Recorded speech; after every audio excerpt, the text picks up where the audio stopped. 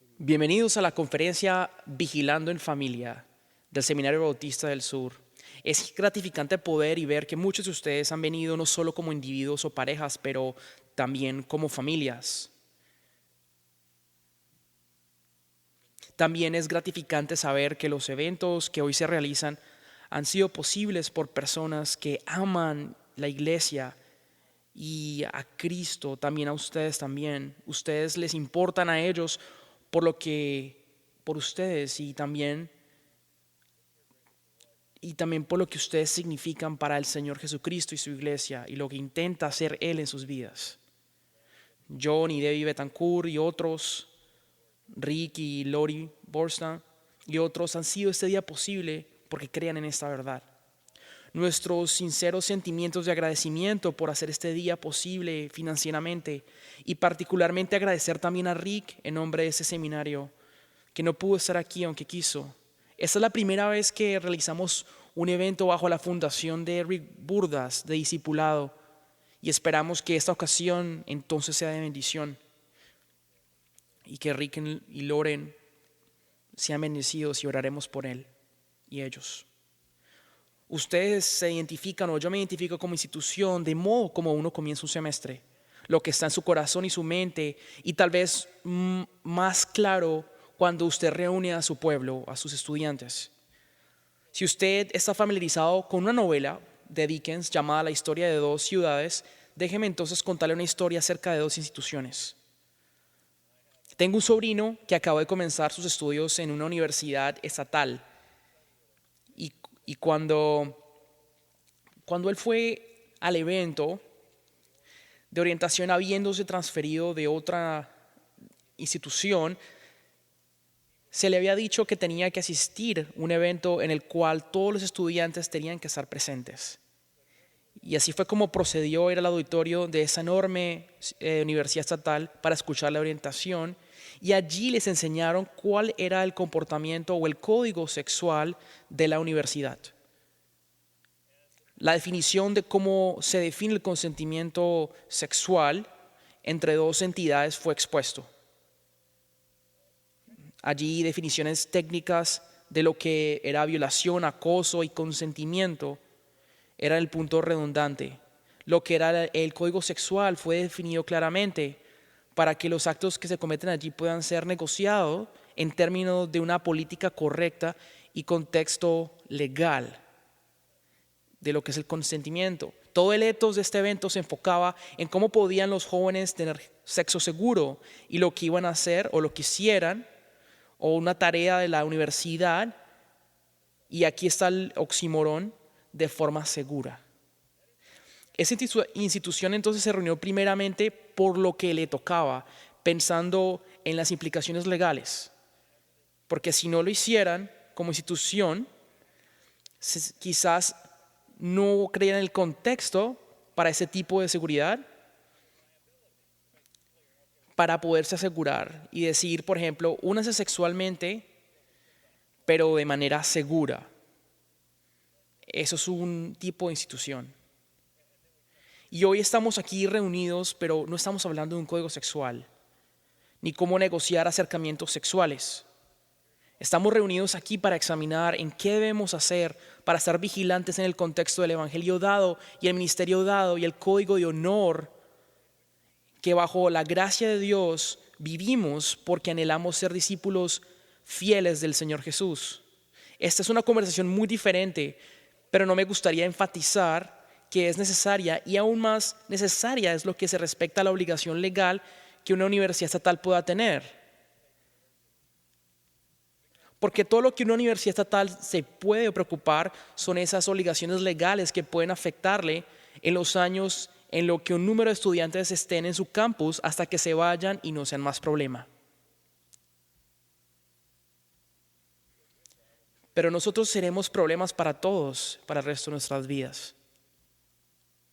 Y nuestro horizonte no es el solo limitado a esta vida, sino va más allá hacia la eternidad. Nuestra preocupación no es entonces una corte, pero la iglesia. Me alegro mucho estar aquí y saber que hay una institución que nos pueda reunir a todos para recordarnos lo que nos debe importar para cuidarnos. No sea que nos caigamos.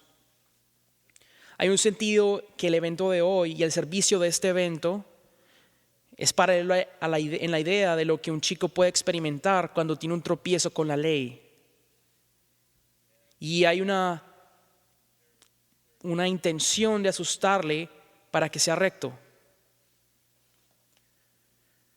Muchos de ustedes han estado en ese contexto. Me doy cuenta que hago un juicio, pero un juicio sano. Quizás muchos de ustedes han tenido que incluso recibir una instrucción por una orden de un juez, como la de un conductor que es penalizado por una violación de tráfico. Y quizás ha tenido la experiencia, así como yo mismo no niego que la haya tenido, la cual recuerda como tortuosa, no sea que vuelva a estar envuelta en ella, como la de tener que ser obligado a ver películas de accidentes violentos con el fin que usted salga convencido de que no quiere ser uno de esas estadísticas. Pero esta no es una ocasión para contemplar lo que podría suceder.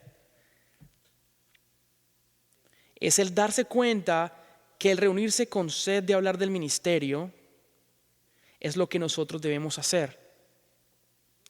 Hay momentos que sí debemos hablar acerca de peligros que hay en el ministerio. Queremos hablar del futuro porque es hacia donde nos dirigimos.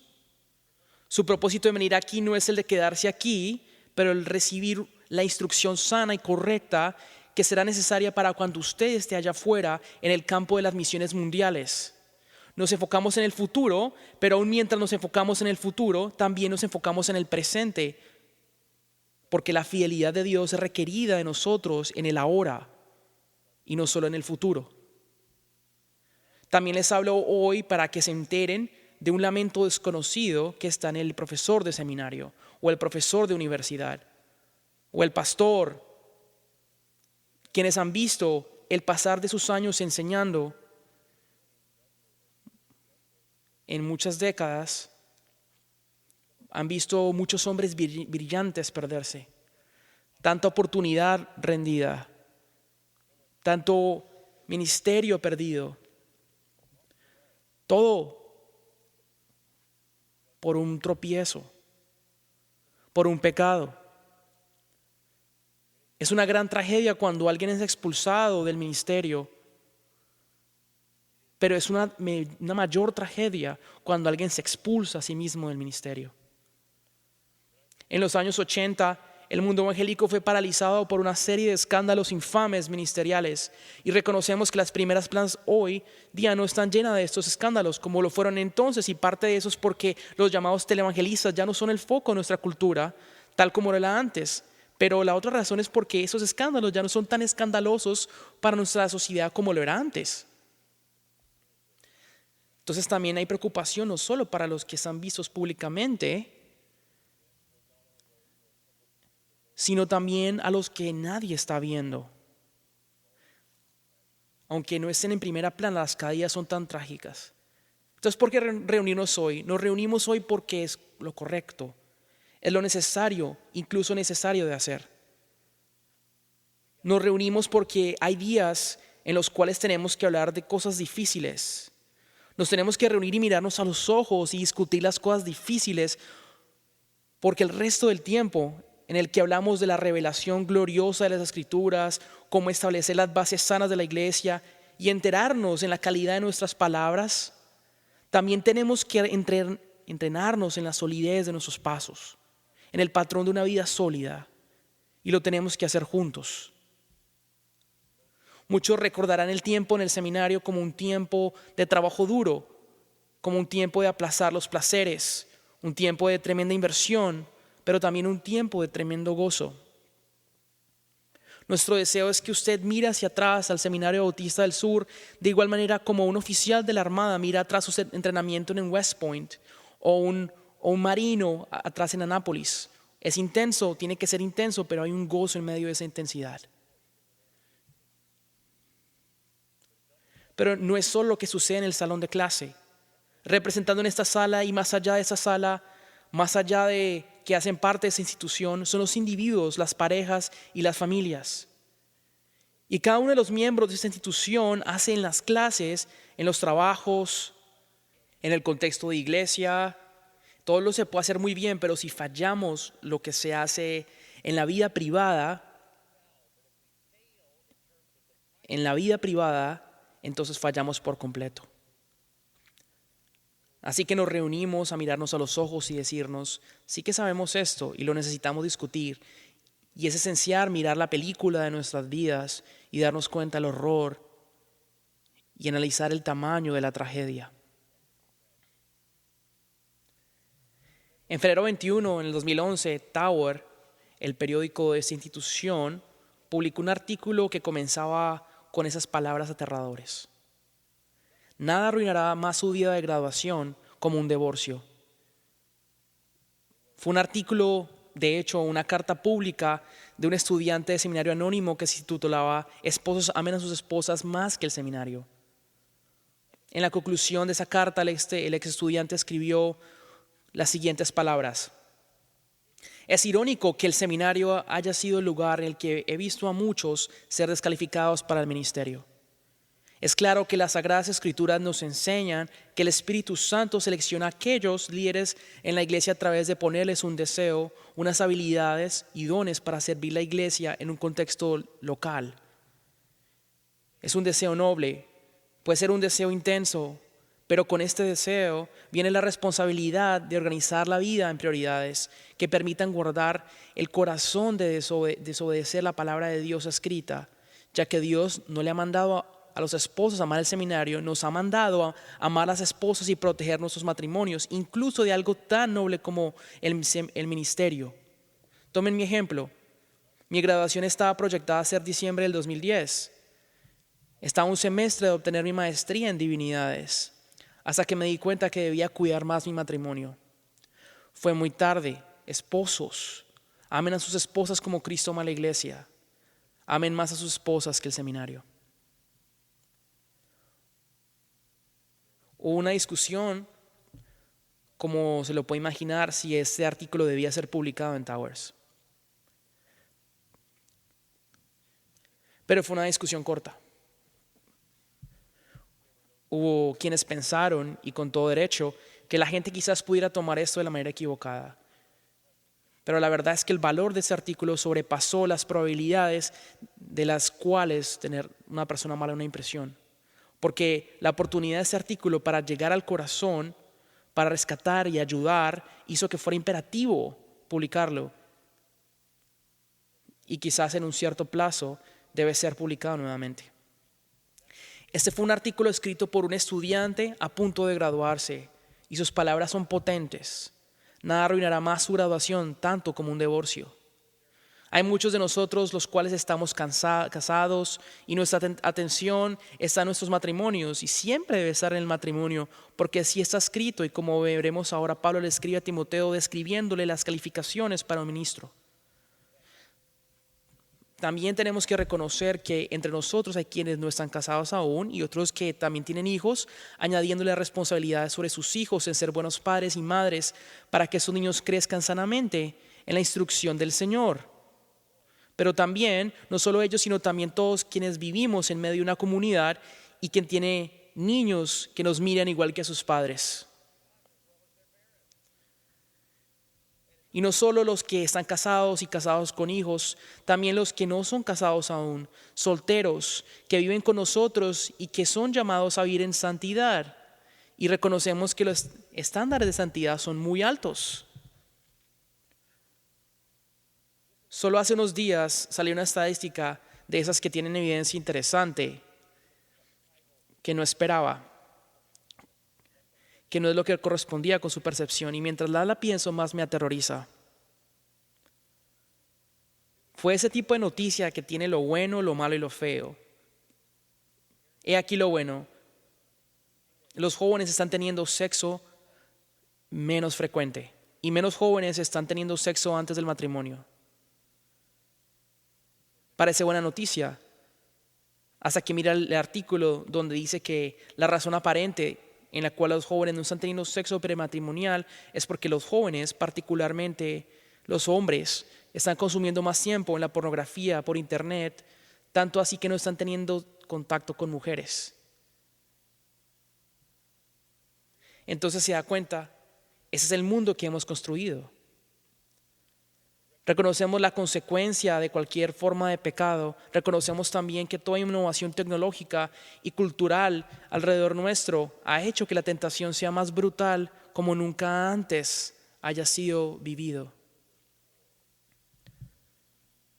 La lucha contra la pornografía es ahora parte de toda conversación que los pastores tienen con los hombres jóvenes adultos de su iglesia.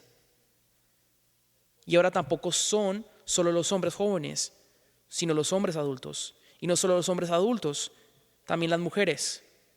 La pornografía visual usualmente era la tentación del hombre, pero ahora hay una serie de pornografía que está revolucionando sus producciones tremendamente, que incluso tiene uno de los mejores publicadores pagos en los últimos tiempos, y ese que es el autor que dirige la pornografía a las mujeres. Tenemos como resultado mucha variedad de tonos y colores en la tentación. Hombres buscando satisfacción en los lugares equivocados, mujeres buscando satisfacción romántica y de intimidad en los lugares equivocados. Y no solo es la lujuria y el deseo de los ojos, no solo las pasiones de lujuria que extravía a muchos, también el dinero, la ambición, el orgullo, la ira, y no se puede olvidar el asesino silencioso, la pereza. El ministerio y los ministros no son inmunes a esos vicios. Al contrario, Pablo le recordaba a Timoteo que esa es una batalla constante, permanente, interminable y por ende de estar vigilándose siempre.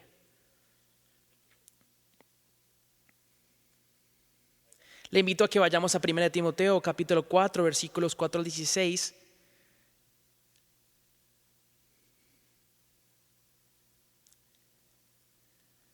Pablo le escribe a Timoteo en el principio del versículo 12. No permitas que nadie menosprecie tu juventud, sino sé ejemplo de los creyentes en palabra, conducta, amor, fe y pureza.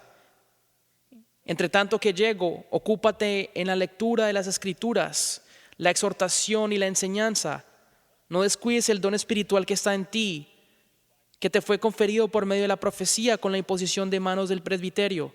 Reflexiona sobre estas cosas, dedícate a ellas para que tu aprovechamiento sea evidente a todos.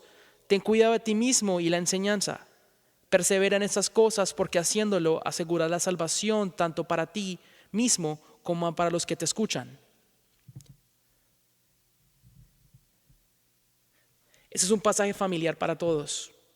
Es uno en el que miramos con frecuencia al estudiar las epístolas de Pablo y de lo que está establecido como base para la edificación de un ministerio sano, de uno con forma, con patrón sano y estructura.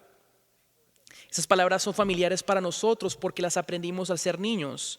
Y no solo niños, sino también al ser jóvenes. Que nadie te menosprecie por tu juventud, dice Timoteo. Versículo que anima a cualquier adolescente, pero sabemos casi seguro que Timoteo no era joven. Timoteo estaba en sus 30 en ese tiempo.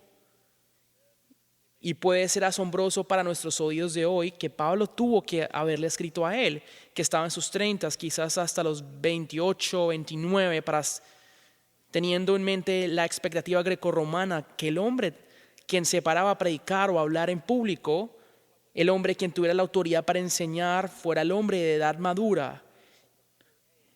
Y no solo de edad madura, sino uno marcado por la experiencia, al igual aprobado por la familia y los hijos.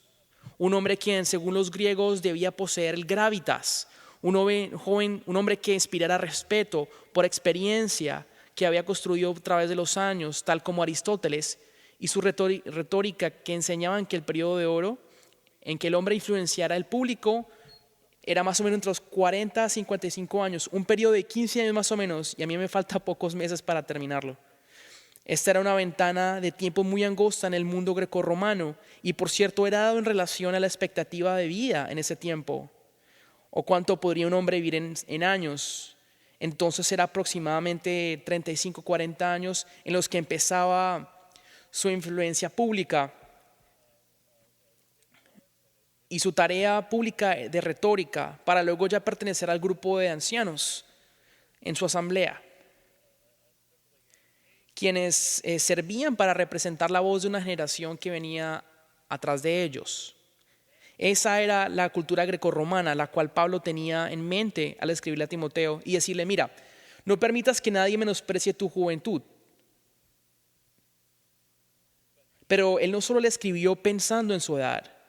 Antes de llegar a ese punto, Pablo había instruido a Timoteo las calificaciones de un anciano. Él había instruido a Timoteo en la esencia de lo que era el llamado, lo que eran los dones de su llamado, no solo porque Dios había llenado de dones increíbles, sino también porque Dios le había entregado dones que debían ser administrados correctamente para el manejo del ministerio. No permitas que nadie menosprecie tu juventud. La credibilidad de un ministro del Evangelio no está basada en la edad. Ahora, hay asuntos razonables en el que alguien o cierta institución o alguien quien tiene experiencia quizás yo nunca olvidaré cuando yo estaba chico y con un amigo, los dos teníamos 18 años, habíamos crecido en la misma iglesia y fuimos a una reunión inmensa que trataba acerca de la familia. Y sin nombrar a nadie, era una que se caracterizaba por los valores conservadores evangélicos de los 70, en los cuales había un cuaderno rojo gigante. Y alguno de ustedes de cierta edad y gravitas recuerda lo que estoy contando. Aquí estaba este libro rojo gigante en el que había cuadros, diagramas, ilustraciones. Y como chico era la primera persona que conocía que tenía que llenar los espacios en los diagramas. Pero uno a los 18 años se da cuenta que es muy tonto hacerlo. Pero lo hice porque todo el mundo lo hizo. No voy a llevar ese libro rojo a la casa vacío. Entonces fuimos con mi compañero, pagamos por esto. Era acerca de la familia, el matrimonio. Teníamos 18 años, desesperados, queríamos saber lo que se necesitaba hacer para tenerlo todo cuando Dios nos lo diera. Y este libro tenía apuntado cosas específicas acerca de todo. En relación a conflictos de matrimonios, de iglesia, de jóvenes, hijos, esposas. Y recuerdo estar sentado allí hasta que en una cena, en una noche, alguien nos mencionó que el hombre que nos estaba enseñando no estaba casado ni era padre. Recuerdo muy bien el sentimiento de desilusión que tuve al darme cuenta que mientras ese hombre enseñaba por horas, yo había estado llenando espacios blancos de alguien que no tenía nada de experiencia en nada en respecto al tema que exponía. Con eso no quiero decir que lo que él enseñaba no fuera verdad. Simplemente le faltaba el gravitas que alguien puede tener cuando ha vivido lo que enseña. No tenía una esposa que lo mirara a los ojos mientras él hablaba acerca del matrimonio, ni tampoco hijos quienes lo escucharan hablar de paternidad. Era una situación muy atípica. No permitas que nadie te menosprecie tu juventud. Hay hombres que a los 20 años tienen más experiencia que los hombres de 80. Pero la razón por la cual Pablo tenía que decirle esto a Timoteo es porque le incumbía a quien sea joven que la credibilidad es el llamado, la credibilidad es el evangelio y la credibilidad es el contenido y la credibilidad es lo que Dios en su gracia y por su gloria ha hecho en mi vida. Y Timoteo tenía mucho que aprender acerca de esto. Sino sé ejemplo de los creyentes. Si se da cuenta, el peso de la dimensión de ejemplo que Timoteo debía de dar era enorme. Debía ser ejemplo en palabra. Y la Biblia habla mucho acerca de lo que es hablar o conferir palabra, de cómo debemos hablar los unos a los otros, de qué forma de hablar o debemos utilizar. Debemos utilizar palabras que son correctas, verdaderas, esas que están en tono con el momento, palabras que son bondadosas y piadosas, apacibles. Y también hay momento en el que nuestras conversaciones tienen que estar llenas de valentía. Debemos de dar esas palabras que siguen el patrón de palabras correctas que Pablo le hablaba a Timoteo. En conducta, Timoteo había de ser buen ejemplo para los creyentes en todo lo que vivía y toda dimensión de su vida, y eso era esencial en ese momento y aún sigue siendo esencial en lo que vimos en el día de hoy, ya que nada puede afirmar mejor nuestro mensaje que nuestra misma conducta. Nada puede anular la totalidad de nuestro ministerio que nuestra conducta. Timoteo debía dar ejemplo a los creyentes en su conducta, aún en su juventud, como un hombre joven, enamorado. Eso es algo difícil de imaginar para nosotros. Pablo le dice a Timoteo: ganas credibilidad a través del amor.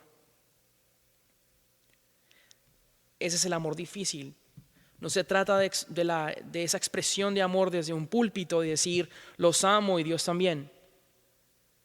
Aunque sea verdadero, esa no es la clase de amor que Pablo llamaba a Timoteo a modelar. Era ese tipo de amor que cuesta, el amor que sea en sacrificio, el amor tenaz y duradero, el que nunca se separa de la verdad. Hablar de amor en verdad es decir lo que es verdad, porque no solamente amamos a quien hace la verdad, pero también quien Dios se hizo verdad. Pero no solo en amor, pero también en fe, en fidelidad. Y que esta palabra sea bien entendida, no separada de su contenido. Somos justificados solamente por fe, pero no somos justificados por tener fe solo en la fe. Somos justificados solo en la fe en Cristo. La fe nunca es separable o separada de su objeto. Timoteo debía mostrar la fe y también pureza.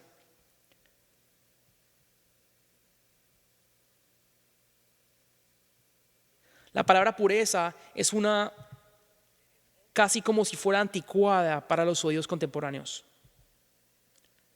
La pureza es una palabra clave en la Escritura. Delante del pueblo de Dios, de nuestra vida debe estar marcada por una pureza transparente, auténtica y visible.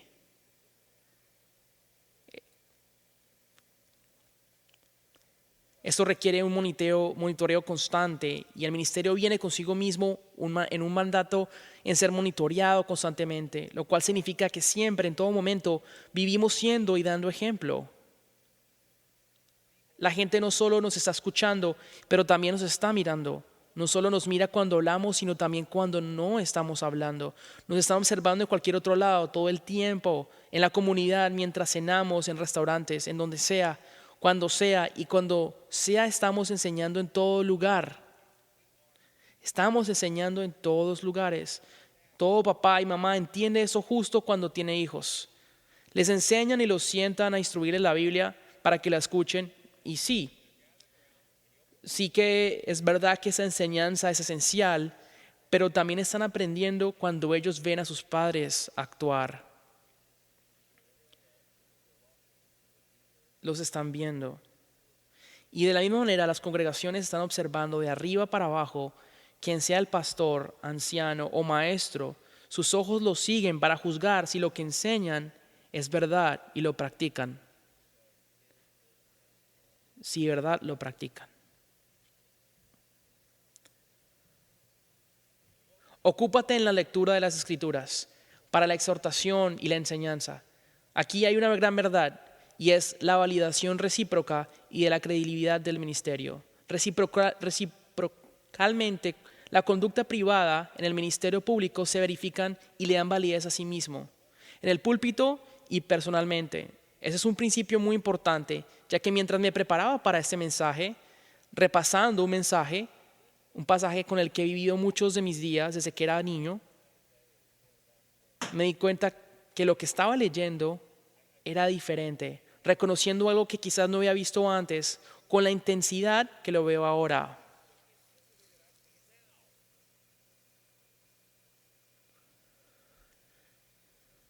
Un hombre joven en el ministerio se gana la credibilidad necesaria al llenar las tareas necesarias públicas del ministerio de enseñanza. Y yo me puse a pensar cuántos ministros de más edad le están robando a ministros jóvenes, hombres adultos, le están robando a los hombres jóvenes la credibilidad porque no los ponemos en el lugar donde sean vistos visiblemente para liderar la lectura pública de las Escrituras y de la enseñanza. Obviamente no cuando están listos, pero cuando están listos debemos ponerles allí rápido para que ellos sean vistos, para que hagan estas cosas porque es correcto y apropiado y evidencialmente parte del plan soberano de Dios, ya que la credibilidad es obtenida al ejercitar el ministerio público y ser visto haciéndolo. Pablo le dice a Timoteo, no permitas que nadie menosprecie tu juventud, ponte de pie en el púlpito y enseña. Dedícate a la lectura pública de la Escritura, exhorta. Hay algo glorioso en esto. Se dan cuenta que la credibilidad del llamado es algo que realmente tiene que ser reconocido y expuesto justo en el momento en que se presenta. Y se obtiene esa credibilidad cuando el ministerio es realizado.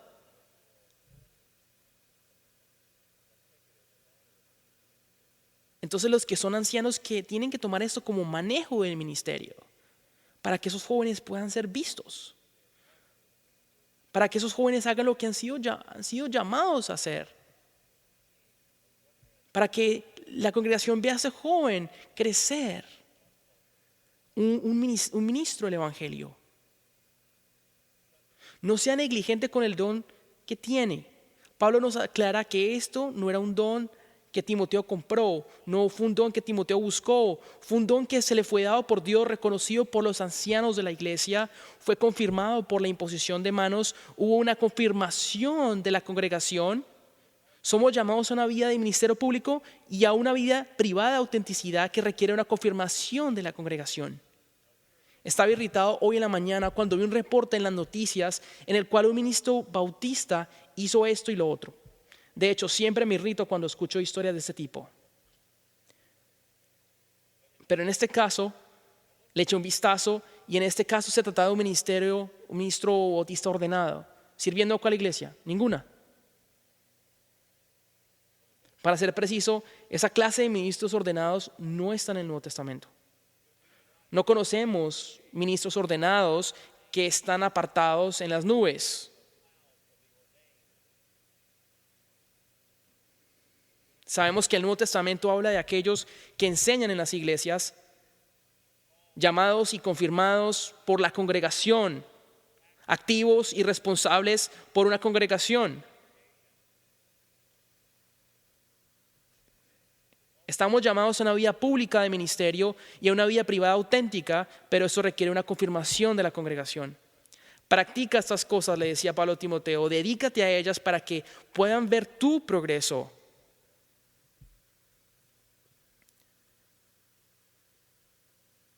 Hablemos con honestidad. Hay ciertos halagos que uno no sabe qué hacer con ellos. Hay gente que admite no ser bueno para recibir halagos, lo cual significa que socialmente es incómodo cuando alguien le halaga y no haya dónde ir. Como sus sermones son mucho mejores que lo que eran antes. Gracias. ¿Qué hace usted con eso? Debemos dejar la timidez para mejorar. Debemos entender que lo que Pablo le dijo a Timoteo es importante para todos nosotros. Debemos vivir delante del pueblo de Dios para que puedan ver nuestro progreso. Tengamos la ambición de mejorar nuestra predicación desde los 45, los 55, los 65 y determinemos por gracia de Dios poder continuar perfeccionando esa habilidad para ser mejor administrador de ese don, para servir a la iglesia de Cristo y así podernos encontrar con nuevas habilidades. Eso de servir como inspiración para seguir. Pablo exhorta a Timoteo para que lo haga, pero que lo haga mejor, que la gente pueda ver su progreso y aprenda. ¿Quiere ver esto? Pregúntale a los miembros de su iglesia en Louisville, que lo han sido por mucho tiempo, especialmente las iglesias en los límites rurales. Van a haber iglesias que van a hablar con orgullo al decir que muchos de sus predicadores, cuando empezaron a predicar, no podían ni predicar a sus mascotas. Muchos, mientras trataban de hacerlo y tartamudeaban en su iglesia, murmuraban, y bueno, eso fue el sermón. Entonces, cuando lo escuchaban, no entendían. Él era nuevo, decían, no sabía hablar, no tartamudeaba y trataba de dar un sermón. Pero mira dónde está ahora. Dios ha bendecido esas iglesias que han estado alrededor de nuestro por décadas y décadas. Muchos de esos pastores estuvieron aquí en el seminario. Entonces ustedes predicarán mejor y nosotros comeremos más y nosotros le daremos de comer a ustedes más. Ustedes serán humillados en algún punto por causa de sus primeros mensajes. Pero no deberían estarlo. ¿Qué pensaban? ¿Que Dios les iba a poner una cabina de teléfono? No sé por qué utilizo ese anacronismo. Uso este anacronismo porque usted se recuerda a Superman. Dios no dijo, métase en esa cabina y saldrá super predicador. No, Él lo lanza al púlpito para que usted tenga una voz tartamuda, para que prepare usted un mensaje de 30 minutos que se demora 7 minutos y medio. Y cuando mira atrás para recordar, eso no fue lo mejor. Celebre que Dios le da progreso, pero también se dé cuenta que no se trata de nosotros. Lo que usted no sabe es que un anciano sentado en la silla de atrás fue tocado por ese mensaje, el cual usted pensó que no significó nada. No está en nuestro cálculo. Tengan cuidado de usted y de la enseñanza. Esto de tener cuidado es muy importante. En usted y en la enseñanza hay una pluralidad permanente. De nuevo, en lo privado y en lo público, que hay que tener en mucha vigilancia. El martes hablé de lo que significaba cuando Dios le decía a Ezequiel de ser un centinel y que era un paso importante, pero ahora estamos aquí 2 días después para decir que debemos vigilantes con nosotros mismos, y es lo más difícil, mucho más difícil. Años atrás leí un libro, El Ejecutivo Efectivo, de Peter Drucker. Drucker decía que una de las cosas que debía hacer era entender cómo debía utilizar mi tiempo. Entonces, uno de los ejercicios necesarios que un hombre debía aprender en este contexto es que registre su tiempo en una agenda y sabrá cómo usted lo emplea. Usted piensa que está haciendo algo o lo otro, pero al mirar el registro se da cuenta de la otra realidad. Cuando mira el registro se da cuenta de lo que usted escribió no refleja lo que usted pensaba. Tiene que vigilarse para saberlo. La otra noche estuve en una cena de la Convención Bautista del Sur con un amigo querido junto con nuestras parejas, y mientras nos sentábamos allí listos para ordenar, él sacó su celular y utilizó una aplicación para registrar toda caloría que iba a comer. Aunque me gusta la idea, siento que le quita un gusto de comer a lo que es comer afuera. Pero necesitan tener esas aplicaciones, ya que si no las siguen cuidadosamente, comerían mucho más de lo que la mente puede calcular. Tenemos entonces aplicaciones para vigilar las calorías, el tiempo, pero no tenemos una aplicación de este estilo para el carácter. ¿Qué tal si tuviéramos una medida para nuestra lengua, ojos y oídos? Mi esposa Mary esperó hasta esa noche para decirme algo. Ese tipo de comentarios que usted lo toma por desprevenido y lo preocupa y lo intriga. Me dijo, Baxter, nuestro perro se salió de su collar y se escapó. Los dos estábamos un poco ansiosos porque sabíamos que Baxter no es el beagle más inteligente del mundo. Él es todo amor, felicidad y gozo, pero de que él pueda regresar a casa solo es una proposición casi imposible. Entonces ella estaba preocupada y fue a buscarlo. Lo terminó encontrando y saltó en el carro igual de feliz como siempre, como todo beagle. para estar asegurado una vez más. Entonces, ya asegurado, Mari me hizo un comentario interesante. Me dijo, ¿sabes qué? Me hubiera gustado tener una cámara con él para ver lo que él vio mientras estaba perdido. Pero ¿qué tal si hubiera una cámara pegada a usted o en mí y grabar lo que nuestros ojos ven? De hecho, entre más lo pienso, más me convenzo que sería mejor no tener una. Pensando como los perros se saludan y lo que huelen, yo no quisiera tener esa cámara. No necesito saber más. Pero ¿qué tal si nosotros tuviéramos una cámara que grabara constantemente lo que nuestros ojos ven y otros pudieran ver eso? ¿Qué verían en nosotros? ¿Qué de sus ojos? ¿Qué de los míos? J.C. Ryle, escritor de un libro clásico llamado Pensamientos de un hombre joven, y aunque todo el libro es excelente, en un solo par de párrafos de páginas nos dice: jóvenes, no se engañen, no crean que su propia voluntad pueden servir lujurias y ministerios y placeres en el principio de su edad. Si se confunden saber qué es la lujuria y el ministerio, saquen sus lentes. Jóvenes, no se engañen, no crean que pueden servir lujurias y placeres en el principio para después servirle a Dios con facilidad. No crean que pueden vivir con Esaú y morir con Jacob. Qué frase tan potente. No piensen que pueden vivir con Esaú y morir con Jacob. Es una burla con Dios, y ustedes mismos si piensan así. Es una burla pensar que pueden darle la flor de su vida al mundo y al diablo para luego darle los restos de pétalos caídos al Rey de Reyes. Es una burla despiadada, y se dará cuenta que esto no se puede hacer. Muchos de ustedes están contando con tiempo en el futuro para arrepentirse, pero no saben lo que hacen. Están planeando sin Dios. El arrepentimiento es un regalo de Dios, y es un regalo que Dios algunas veces reserva cuando quiere, y a veces es ofrecido y a veces no es ofrecido. Estoy de acuerdo que el arrepentimiento verdadero nunca es tarde, pero les advierto al mismo tiempo que el arrepentimiento tardío nunca es verdad. Les acepto que el ladrón de penitencia fue perdonado en sus últimos días, pero ningún hombre pierde la esperanza. Pero les advierto que uno cada menos se convierte para que nadie se tranquilice. Créame, no siempre es posible arrepentirse cuando uno quiere. Pero ¿por qué digo todo esto? Por la fuerza del hábito. Le digo porque mi experiencia me dice que los corazones de la gente casi nunca cambian a menos que sean cambiados cuando joven.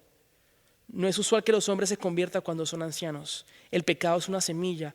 Al echar raíces profundas, su crecimiento no será el que usted desea. Le dominará y sus cadenas no serán rotas fácilmente. Todo eso, sin importar de edad, debe ser determinante ahora mismo, no más tarde. Ahora debemos alimentar las virtudes y no los vicios bajo la gracia de Dios. Como gente del Evangelio, redimida por Dios y por gracia, y que vivimos bajo ese Evangelio y que vivimos en esa gracia, entendemos sin embargo que estamos llamados no meramente a recitar el Evangelio a nosotros mismos, pero también a recitar los mandamientos de Dios a nosotros mismos, y que podamos agradarle correctamente y podamos honrarle en valentía y corrección. Vencer los vicios deben alimentar las virtudes, y no los vicios. Debemos alimentar el uno al otro. Dejen de comer los vicios y alimentar las virtudes. Y por supuesto la vigilancia rigurosa que Pablo llama a Timoteo a hacer no es solo para él mismo, sino también en su enseñanza. Y eso es lo que hacemos muchas veces y hablamos muchas veces cuando nos reunimos, y ese es el propósito de esta institución, la enseñanza. Pero es en el espejo donde la doctrina y el carácter se encuentran. Hay una promesa aquí en cuanto a esas dos instrucciones, que al guardarla aseguran la salvación tanto para ti mismo como para los que le escuchan. Aquí algo increíble. Parece que el defender la verdad requiere las mismas virtudes que defender el carácter.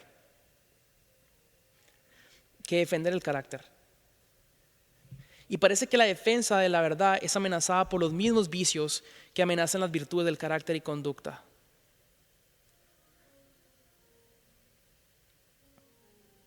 ¿Alguna vez se ha puesto a pensar?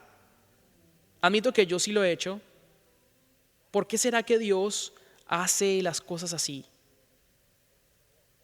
¿Por qué llamará a los seres humanos criaturas débiles de polvo, frágiles a ser quienes prediquen el Evangelio.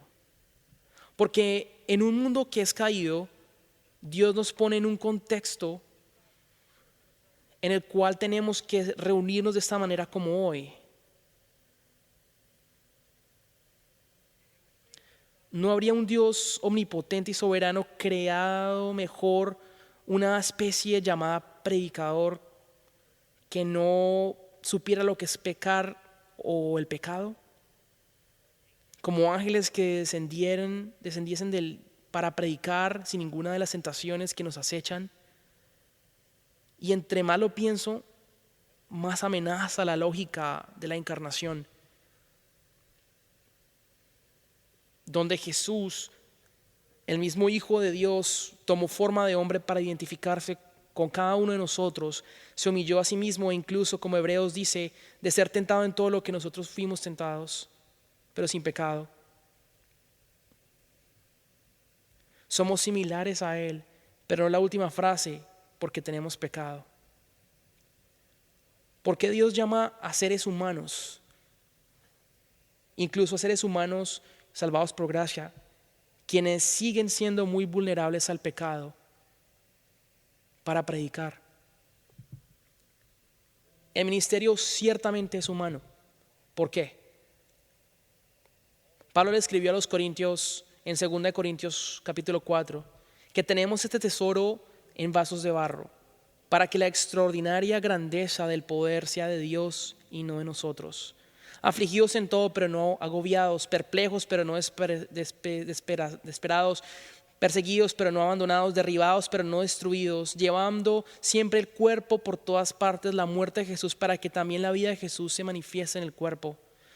Entonces parece ser que en el plan soberano y perfecto de Dios, que su determinación soberana es que su iglesia es liderada, alimentada por quienes luchan con todo esto. Y estamos sin defensa. Y que su iglesia sea liderada, alimentada por quienes han de luchar con todas esas luchas. Y no estamos sin esperanza, y no estamos sin defensa, y no estamos sin rendir cuentas. Pablo le dijo a Timoteo: cuídate a ti mismo y tu enseñanza por el resto de tu vida, porque por toda la vida vamos a tener que enfocarnos en esta vigilancia. Cuídense a sí mismos y cuiden la esperanza. Fallar en la enseñanza es un hereje, de extraviar la iglesia, de extraviar el pueblo del evangelio de Cristo. Pero fallar de cuidar de nosotros mismos es arriesgar la posibilidad de ministrar y de hacer corruptos a nuestra audiencia, hacer perder la credibilidad, el evangelio en la vista pública, y fallar cualquiera de esas dos es igual de terrible. Entonces, seamos vigilantes juntos en la gloria de Dios hasta el final. De una vasija terrenal a otra, seamos determinados por la gracia de Dios que terminemos perplejos, quebrantados, incluso hasta perseguidos, pero sigamos fieles hasta el final y enamorados del llamado.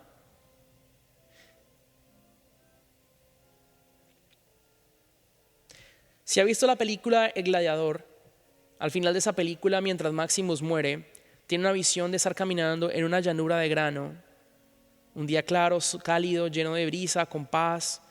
Esos son los campos elíseos. Un romano griego en cada uno de sus mundos extendían que este era el lugar de paz perfecta. Este era un lugar de cosecha ilimitada. Un lugar agriado de campo, era donde el hombre noble habría de retirarse en la vida después de la muerte. Después de esa muerte. Era originalmente un lugar diseñado para los dioses, pero los dioses eventualmente expandieron la posibilidad para los hombres cuyos sus morales y sus vidas fueran buenas.